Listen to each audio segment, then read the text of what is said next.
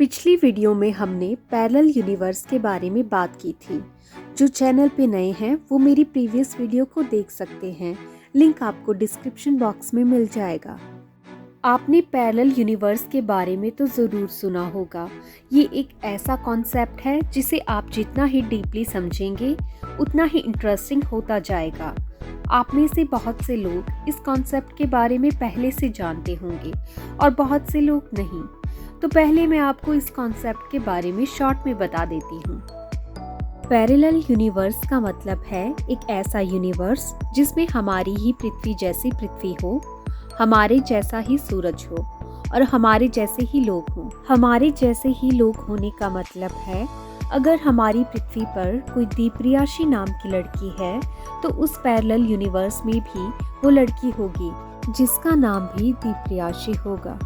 यानी कि वो सभी लोग वहाँ होंगे जो इस वक्त हमारी पृथ्वी पर हैं और उनमें थोड़े से बदलाव हो सकते हैं। बस फर्क सिर्फ इतना हो सकता है कि अगर वो इंसान यहाँ पर इंजीनियर है तो शायद वहाँ पे कुछ और होगा। इस चीज को आप अपने हिसाब से सोच कर देखिए।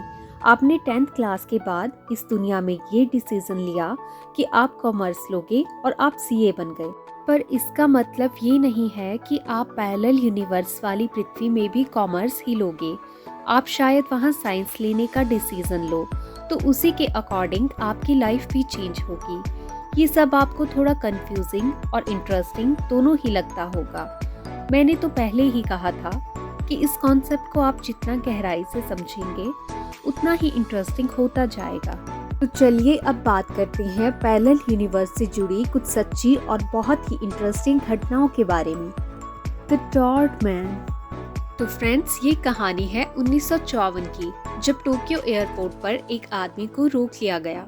वो बहुत ही नर्वस लग रहा था, जिस वजह से कस्टम ऑफिसर्स को उस पर शक हुआ और उन्होंने पूछताछ शुरू कर दी। उस व्यक्ति की मदर लैंग्वेज फ्रेंच थी, लेकिन वो फ्लुएंट जापानीज बोल रहा था। जब ऑफिसर्स ने पूछा कि तुम कहाँ से हो, तो उसने जवाब दिया टॉर्ड, जिसके बारे में उन्होंने कभी नहीं सुना था। जब ऑफिसर्स ने उससे और पूछताछ की तो उसने बताया कि टॉर्ड फ्रांस और स्पेन के बीच स्थित हजारों साल पुरानी कंट्री है। कस्टम ऑफिसर्स उसे साथ ले गए और उसे कहा कि ऐसी कोई कंट्री नहीं है। ऑफिसर्स ने उसका पासपोर्ट देखा जो बिल्कुल वैलिड लग रहा था। उन्होंने उस व्यक्ति से कहा कि हमें मैप पर वो जगह दिखाओ, और जब उसने मैप देखा तो वहाँ पर ऐसी कोई जगह नहीं थी। उसने एंडोरा कंट्री पर उंगली रखी और बताया कि ये मेरा देश है। उस समय ऑफिसर्स के साथ वो आदमी भी बहुत कंफ्यूज था। पुलिस ने बाकी पूछताछ सुबह करने के लिए उसे एक होटल रूम दे दिया और बाहर पुलिस ऑफिसर्स तैनात कर दिए। सुबह जब कमरे का दरवाजा खुला तो वो आदमी गायब हो चुका था और वहाँ उसका कोई नामो निशान मौजूद नहीं था। वो कमरा एक ऊंची बिल्डिंग में था जहाँ से कूदकर भाग पाना भी नामुमकिन था। सबसे अजीब बात तो ये थी कि उस आदमी की चेकबुक, ड्राइविंग लाइसेंस, पासपोर्ट भी एयरपोर्ट सिक्योरिटी लॉकर रूम से गायब हो चुके थे। आखिर वो आदमी कहाँ गया, ये आज भी एक रहस्य बना हुआ है। आखिर वो क्यों आए दूसरी दुनिया से? ये घटना इंग्लैंड की है, जब कुछ किसान खेतों में काम कर रहे थे तो अचानक उन्होंने वहां पर घूम रहे तो विभिन्न बच्चों को देखा। उन्हें देखकर किसान बहुत ही ज्यादा हैरान रह गए थे। उन बच्चों के हाथ पैर तो इंसानों जैसे थे, लेकिन उनकी चमड़ी हरे रंग की थी। किसानों को देखकर बच्चे वहां से भागने लगे, लेकिन उन्हें पकड़कर किसान अपने गांव ले गए और वहां उनसे उनकी पहचान और इस दुनिया में आने का कारण पूछा। लेकिन उन्होंने इस दुनिया में पहुंचने का जो कारण बताया वो बेहद ही रहस्यमयी था। लड़की ने कहा कि उस दिन वो दोनों एक मैदान में भेड़ चरा रहे थे। तभी उन्हें पास की गुफा से एक मीठी आवाज सुनाई दी। हम दोनों उस आवाज का पता लगाने के लिए गुफा में घुसे और ना जाने कैसे इस दुनिया में आ गए। फिर हम दोनों यहाँ पर एक जगह से दूसरी जगह घूमते रहे और बाद में थकने के बाद हम दोनों ने अपनी दुनिया में लौटने के बहुत सारे प्रयास किए, लेकिन गुफा के उस दरवाजे को हम ढूंढ नहीं पाए। लड़की ने आगे बताया कि वो दोनों भाई बहन हैं और दूसरी दुनिया में उनका भी परिवार है। आगे जब उनसे उनकी दुनिया के बारे में पूछा गया तो लड़की का कहना था कि उनकी दुनिया में यहाँ जैसी गर्मी और रोशनी नहीं है।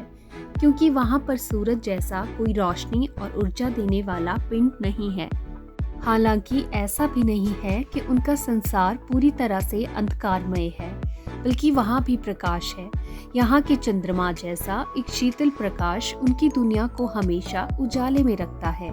दोनों भाई बहन अपने आप को सेंट मार्टिन राज्य के निवासी बताते थे और इन्होंने किसानों को ये भी बताया कि ये दुनिया यानी कि पृथ्वी उनकी दुनिया से काफी ज्यादा विकसित है। उस लड़की ने आगे बताया कि उसकी दुनिया के पास ही एक दूसरी प्रकाशमान दुनिया है, लेकिन दोनों के बीच एक विशाल नदी भी थी जिसे आज तक कोई पार नहीं कर सका। ये रहस्यमयी कहानी सुनकर लोगों ने उन दोनों भाई बहन को इस दुनिया में रहने दिया।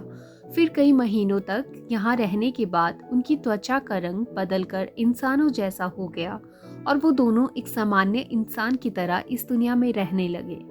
लेकिन कुछ वक्त बाद उस लड़की का भाई गंभीर रूप से बीमार हुआ और इलाज के दौरान उसकी मृत्यु हो गई। बाद में कुछ टाइम बाद उस लड़की ने भी इंग्लैंड के एक किंग के साथ शादी कर ली। 4 लड़कियां पहुंच गई दूसरी दुनिया में। 4 लड़कियां रेगिस्तान में गाड़ी चला रही थी, लेकिन गलत मोड़ लेने के बाद उन्होंने खुद को सफेद सीमेंट पर गाड़ी चलाते हुए पाया, जो अनाज के खेत और एक झील से घिरा हुआ था। उन्होंने एक बड़ी नियॉन साइन के साथ एक इमारत को देखा। लंबे पुरुषों का एक बड़ा समूह सामने के दरवाजे से बाहर निकला। उन्हें देखकर लड़कियां डर कर भाग गई। जब लड़कियां गाड़ी चला रही थी तो उन्होंने देखा कि 4 अजीबोगरीब अंडे की आकार की गाड़ियां, जिन पर 3 पहिए लगे हुए थे, उनका पीछा कर रही थी। वो तब तक गाड़ी तेज गति से चलाती रही जब तक कि रहस्यमय वाहन नजरों से ओझल नहीं हो गए। जब वे घाटी पर पहुंची तो पूरे रास्ते अचानक गायब हो गए। वो लड़कियां किसी तरह से उस रेगिस्तान में वापस लौट आई जिसमें वे गाड़ी चला रही थी। उन्हें वापस आकर बहुत ही खुशी हुई, लेकिन वो ये बात पता लगाने में असमर्थ थी कि जिस रहस्यमय स्थान पर वे अभी अभी गई थी वो वहां कैसे पहुंची, और ये हमेशा रहस्य ही बना रहा। वो यूनिवर्स जिसमें बीटल्स अभी भी जिंदा हैं। साल 2009 में जेम्स रिचर्ड नाम का एक व्यक्ति अपने कुत्ते के साथ अपने घर वापस जा रहा था। उसने दावा किया कि अचानक उसका कुत्ता खरगोश के पीछे दौड़ा। उसने अपने कुत्ते का पीछा किया, लेकिन वो फिसल गया और बेहोश हो गया। जब उसे होश आया तो उसने खुद को जोनास नाम के एक व्यक्ति की कंपनी में एक अजीब मशीन के बगल में पाया। वो एक टाइम ट्रैवल एजेंसी के काम की यात्रा के दौरान उसे वहां ले आए थे। जोनास और रिचर्ड अपने अपने यूनिवर्स के पॉप सॉन्ग के बारे में बात करने लगे और रिचर्ड को मालूम हुआ कि बीटल्स न केवल इस डायमेंशन में मौजूद थे, बल्कि वो सभी अभी भी जीवित थे और अपना संगीत भी बना रहे थे। रिचर्ड ने एवरीडे केमिस्ट्री लेबल वाला एक कैसेट टेप हासिल किया जिसमें बीटल्स के सॉन्ग्स मौजूद थे जो हमारी दुनिया में कभी बने ही नहीं थे। यहाँ तक कि रिचर्ड ने एक गाने को वेबसाइट पर भी अपलोड कर दिया था। तो ये थी पैरेलल यूनिवर्स से जुड़े कुछ इंटरेस्टिंग स्टोरीज। अगर आप इंटरेस्टिंग फैक्ट्स की अमेजिंग वीडियो भी देखना चाहते हैं तो आप DPA फैक्ट्स फैक्ट्री को सब्सक्राइब कर सकते हैं। लिंक आपको डिस्क्रिप्शन बॉक्स में मिल जाएगा।